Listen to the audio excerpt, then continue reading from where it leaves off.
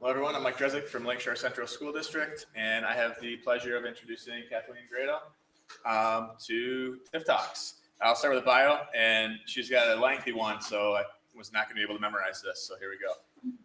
Kathleen is a professor at the College of Education here at SUNY Fredonia, where she teaches cross-departmental online, blended, and face-to-face coursework from first year to master's levels, and most recently she has helped implement a high-rigor seminar for entering first-year students. She's worked with pre-service teachers and in-service educators for 36 years. So a round of applause for that. And it's taught from preschool to doctoral levels. Favorite times is when she's working with K through 12 teachers and their students using evidence-based practices, especially those strengthened with pedagogically sound technology. A few years ago, she was part of the support team for teachers across the region who built online and blended AP, advanced placement courses, through Erie 2's VAP initiative, or VAP, if I said that right. KG values working with higher faculty and support staff, focusing on technology to enhance campus-based and online learning. Here at Fredonia, she co-teaches the campus-required online course for novice online instructors. This semester, she's leading a new initiative to build on-demand professional development and badge micro courses for faculty through the Campus Office of Online Learning. Last year, she received the 2016 SUNY Fact Squared Award for Excellence in Instruction, state-operated and statutory campuses. She's also the recipient of the SUNY Chancellor's Award for Excellence in Teaching. Just a side note to go off script, I think I'm just amazed by what Kathleen does in modeling that lifelong learning. I was preparing for a professional development class on HyperDocs, so I thought I would catch up with the webinar and refresh myself in preparation. So I'm watching the webinar, and it's from the Google Education on Air conference, and all of a sudden I'm looking at the interactive activity, and in pops Kathleen here live at Google Education on Air, interacting with professionals all over the country. And I think when we have students, it's very important to us, if we want them to be lifelong learners, that we model that ourselves. And what a great example for our students, for our teachers coming into the field to model that lifelong learning. So she's on Twitter, she's connected, she's always learning, and I think we're going to enjoy keeping calm and curating on. I didn't know you were stopping me. It was on YouTube, so you put yourself out there. That's right. It is great to be here, and the last time not last year, but the last meeting we had, I think I had some of our Fredonia students with me. I can't remember. And that was fabulous. They are still talking about it, so it's exciting. This is hard to be the middle of the sandwich. I just want to say that. I'm going off script because the two presenters before me, great job. And the other part of the sandwich, is coming up next. So it's very exciting to be smack in the middle.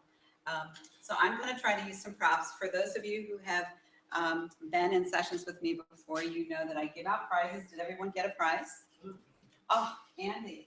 Okay, so we'll pass the bag over to Andy. You weren't in your seat. That would be why. Okay. And I have my handy dandy wireless mic with me. Okay. I actually pulled some people at Canisius when I was there last week, and I said, I am giving out free wireless mics. And the tech coordinator said, do they work on our system? And I said, well, they work anywhere because you open up the thing, you put candy inside, and there you go. Okay. So that was it. So I'm going to try to do this with this for a minute, and we'll see how we do. And I never use this thing, so, and it's not, is it working? No. Okay. We'll just do this. So, or we won't, that's why. Because we're frozen. I want to tell you a story to start with. Can everyone hear me? If not, okay. Once upon a time, there was a little girl, Kathleen, now calls herself KG. My students call me other things, Dr. KG and things like that. Once upon a time, there was a student named KG. She loved to write.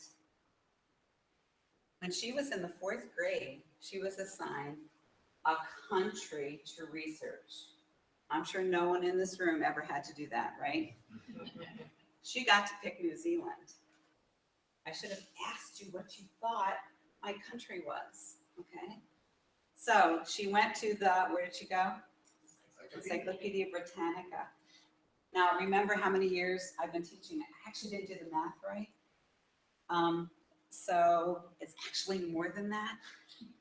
So the Encyclopedia Britannica was the go-to, the World Book, National Geographic, all the hard copy, because the internet, as we know, had not been invented when I was in elementary school.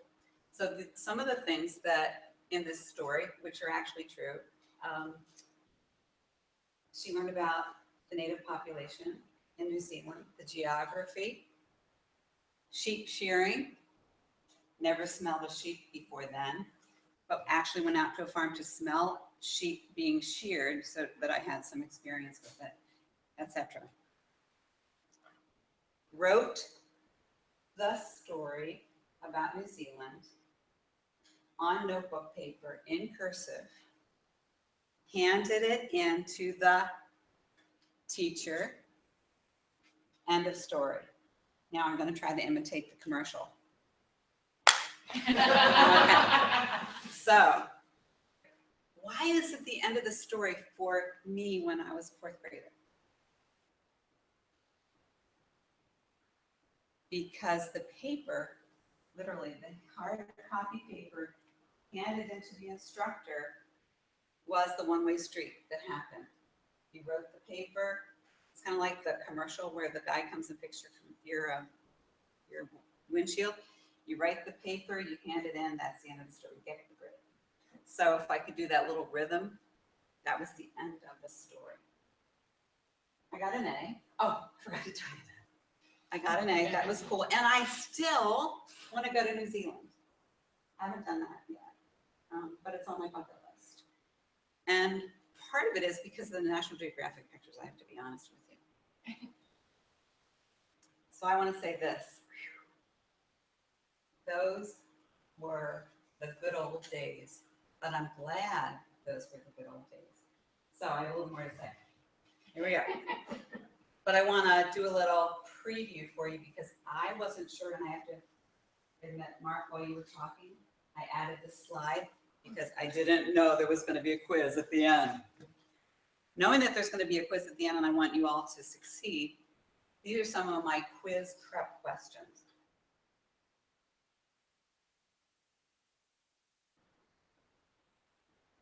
Okay? Here we go. Oh, wait.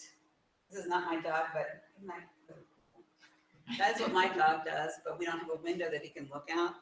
He just goes on a hunger strike when I'm gone. Houston, we do have a problem. And the problem is this. In the old days, our challenge was accessing information. Today, our challenge is curating it. Okay. I really beat that 22 minutes, didn't I? Okay, so questions? No. One of the problems is the creation of content. So I'm going to get out of this, and if you haven't been to many of the sites, let me refresh, that calibrate data being created, shared, retweeted, etc. This is one of the sites that I like to go to. This is just since I refreshed. This link is built into the slide deck. Oh my gosh, gotta be kidding me. Look what we're missing. Oh, some of you aren't. Okay. There we go. Okay. This is why we like to have our devices with us at all times. Okay. I'm going to keep that running in the background. And that is part of the problem, Houston, isn't it? Because content is being created, good, bad, and indifferent, in so many formats, so many platforms, by so many wonderful, creative people that it's hard to keep up with. We know that. It also creates a problem in terms of choosing the content that we want to pay attention to. Second problem. Whoop. I really want to accentuate accentuate this. The second problem, now you can hear me, right? Skill fade. We've all experienced this, haven't we? Skill fade goes like this. First of all, it's easy to remember stuff because who remembers it for us? The Google God, of course. Let me hear that again. Who remembers it for us? The Google God, right? And so we have students who are learning at the tip of the iceberg. They're not learning deeper, more critically, and applying the stuff. We experience that all the time. We talk about it all the time. And the other skill fade issue is this, and kind of falls in the category of skill fade, but we talk about digital citizenship. We have curricula for digital citizenship. Say that 5 times really fast. But we have many missed opportunities for embedding digital citizenship into learning opportunities. So I think that's what I classify as part of the game of skill that we are constantly challenged with. Can I drop it? Maybe? Oh, it's one more. Okay, I'm not gonna drop it yet. Plus, too much of the time, we're in the driver's seat. We are the curators of the content. We are the ones creating the links students go to. We are the ones using the cool tools sometimes to compile the stuff. And we're the ones deciding what's important.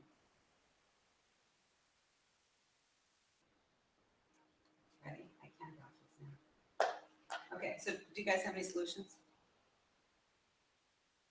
You do. This room is so full of solutions. On Friday, I'm doing a talk called Who's the Smartest Person in the Room? The room. So I'm going to quit now and let you talk. Okay, I'm going to try that on Friday and see if it works. I know you do have solutions. This is my little animation that captures a much more complicated process than we typically use when we are curating things. I love that curation is no longer just in museums, just in libraries, just in places where there are official artifacts, that we and our students are around to create the content that we're going to use. So these are the elements that I have kind of shrink wrapped so that we can think inside the box and then use outside the box. So that's my password, is thinking inside the box is going to be important to curate the stuff, filter it. What are the things? Search for it, publish it, and then use it outside the box. So there are 3 things that we want our students to do. We're not doing these things. We are asking them to. We're asking them to search, select and filter, compile and publish, and then use the stuff. And right in the middle is the essential part of the hub, even though it's a square box. And it's that if we can have students do this together, not just generating content, but peer reviewing, checking again, verifying, and creating use opportunities, I think, number 1, we will be less tired at the end of the day. And number 2, we will have done what Mark said to do. We will have created authentic learning opportunities and help students build relationships with each other as they're learning the game of life. And we talk about 21st century skills all the time. I think that the speakers before me hit on this really, really well. Curation is the new research project on good steroids that we want to keep on taking, and that will help us change the curriculum. So I wanted to give you just a couple of examples. How's my time, Andy? My time okay? And these are built into the slide deck as well, which is now linked to the website. So this is a blog post by a teacher who used Padlet with first graders. And the Padlet is very simple. What's living and what's not living. So we've all played the This is a nickel. Is it alive or is it not? This is the plan. Is it alive or not? And what grade level have we been doing that? Kindergarten, first grade, we do it again. Second grade, we do it again. Right? And so I think this is a curation. First of all, it's a box. Kind of, right? What else? It has stuff in it. And presumably what students have done is they've searched the most essential tool that they will use when they curate. This is an answer to one of the quiz questions, I hope. Their brains and their resources in order to figure out the things that need to go into the box. So they needed to make sure that the things fit into the box on living and non-living things. So they searched their resources, they used their brains, they actually collaborated to do this. What were the other things on that box? Search, filter. Oh, so they left some things out because it's so easy on Padlet. Put it in, take it out, put it in, take it out. Then they started to use it and they sorted the Padlet entries in order to figure out what goes on what side. Because they were using Padlet, it was automatically published. The question is, how far and wide do you want to publish it? So is it a private Padlet wall, or is it shared with families? Is it shared with other classes?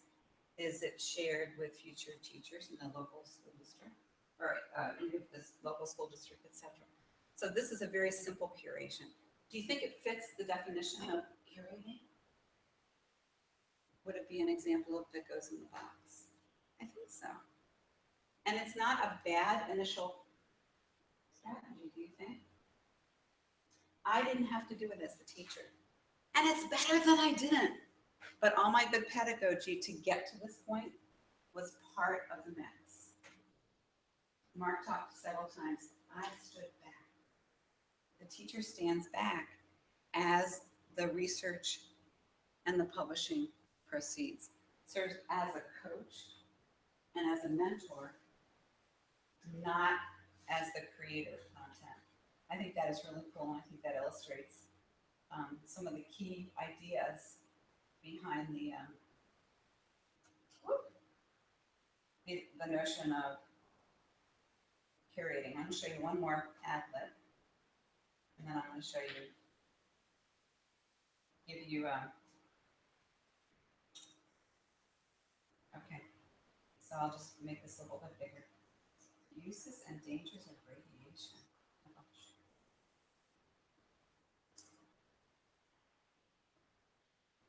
So what's on this Padlet wall? Submitted infographics. Infographics. Okay. So students worked with each other and some worked alone to create infographics. Infographics are automatic what? Curations, aren't they? Because we have to search, pick out what's going to fit best to illustrate our points, to visually attract, to get the big ideas across, and then post it to a larger shelf for curation. Wow.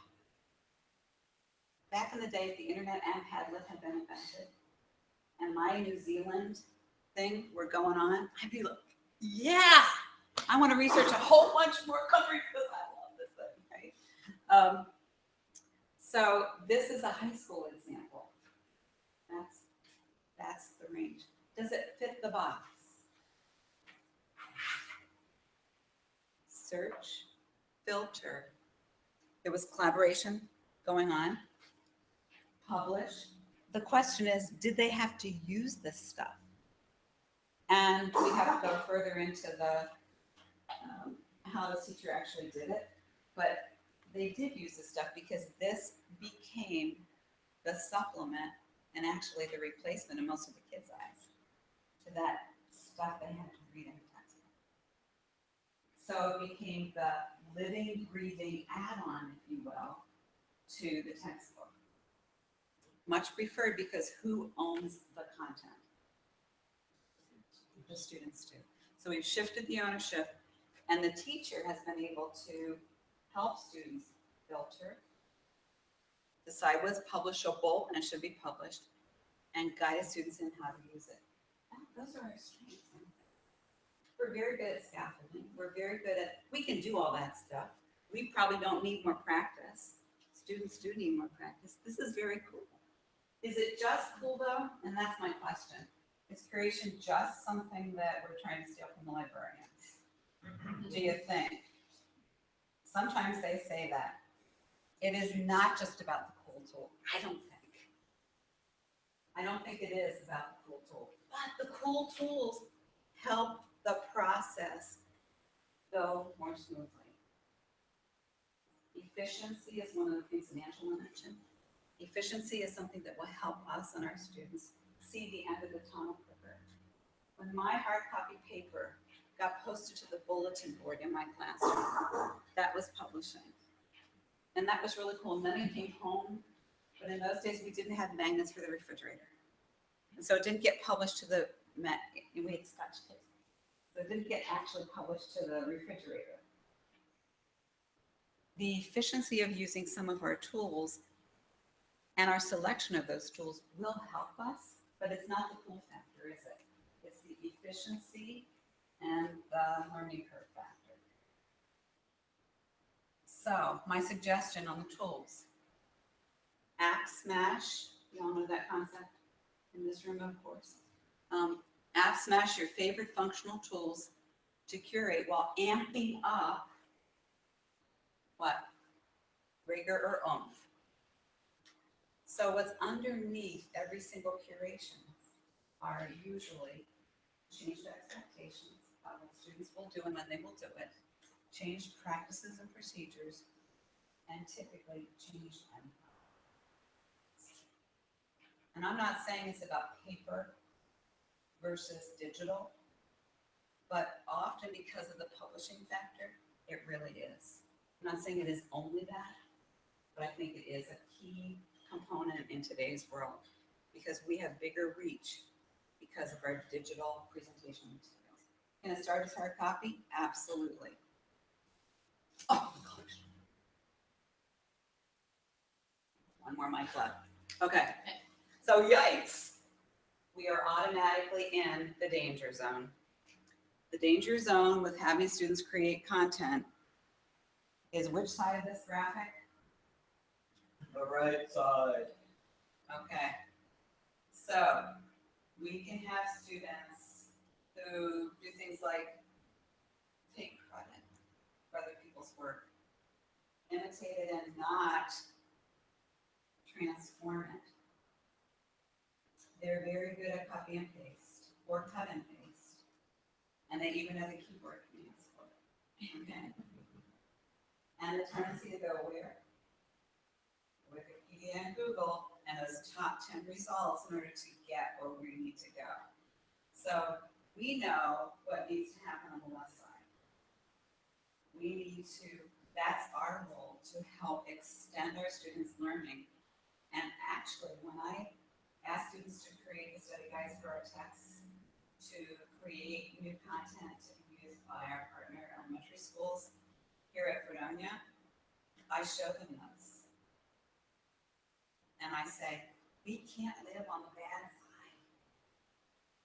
The force is with us, so we need to be on the good side. And take a look at this. We're going to use this as our moving rubric for everything that we do. So laying it out there in black and white, chalkboard, helps a lot. Okay, let me see. A quote from the Cult of Pedagogy blog. If no one has ever encouraged, pushed, or insisted that you build more higher order thinking into your students' learning, it's possible you've been teaching in a cave. We know none of us is teaching in a cave. We all know that we are committed to what students will do, not next year or even in our class, but for a lifetime. And I think that the embedded skills that we can use to transform typical research and content creation work in our classrooms as a potential to change students' lives as they move ahead. I remember the New Zealand paper. I know many students wouldn't, but I am a witness to that. So, how do we convert research?